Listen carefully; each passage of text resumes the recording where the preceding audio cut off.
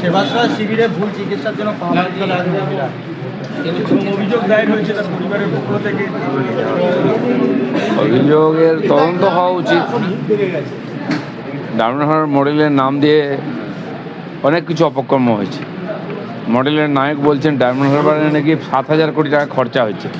সে টাকা এলো কোত্থেকে, সে টাকা গেল কোথায়, খরচা হয়েছে তো কাজ কী হয়েছে, এগুলোও তো তদন্ত হওয়া উচিত।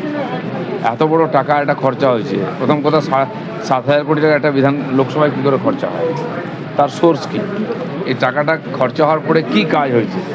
তাহলে তো ডায়মন্ড হারবারটা বাংলাতে আলাদা দেখা যেত, গুজরাটের মতো মনে হতো।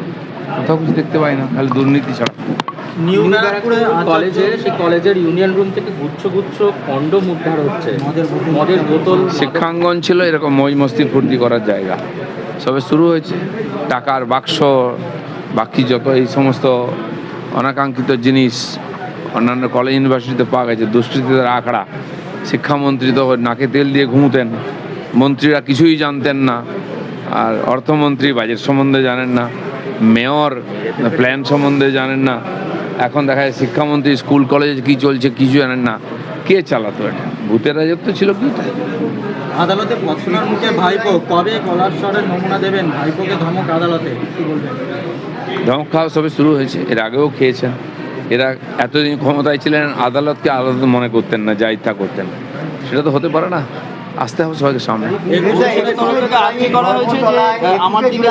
ডিম বা কিছু না ছোড়া হয় এমনটাই, কে গ্যারান্টি দেবে?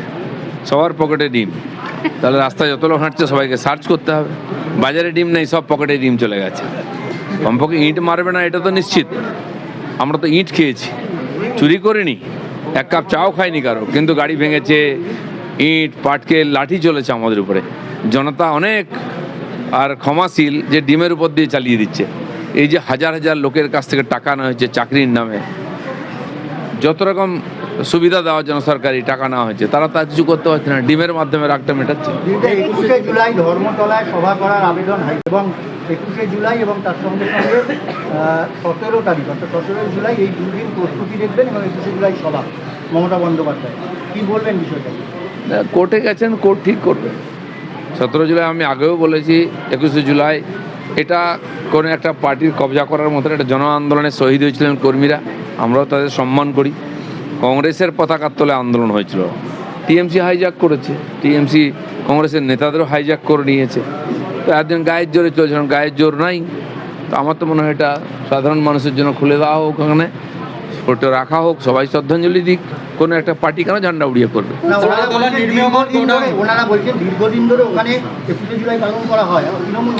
দীর্ঘদিন ধরে রেড রোডে নামাজ পড়া হতো, এবারে ব্রিগেডে নামাজ হলো, নামাজ তো বন্ধ হয়নি।